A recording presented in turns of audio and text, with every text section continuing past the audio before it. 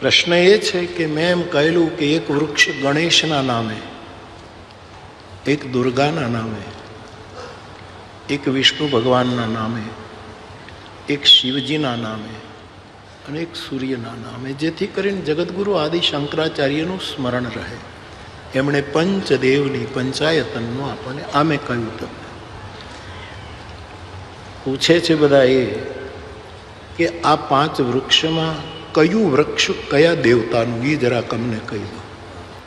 તો દુર્ગા વૃક્ષ વડલો, વિષ્ણુ વૃક્ષ પીપળો, સૂર્ય વૃક્ષ એ લીમડો, બીલીનું વૃક્ષ એ મહાદેવનું વૃક્ષ છે, અને ગણેશ વૃક્ષ,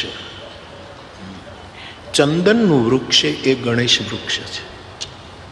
એ ગણેશ વૃક્ષ. આ 5 વૃક્ષોની સ્થાપના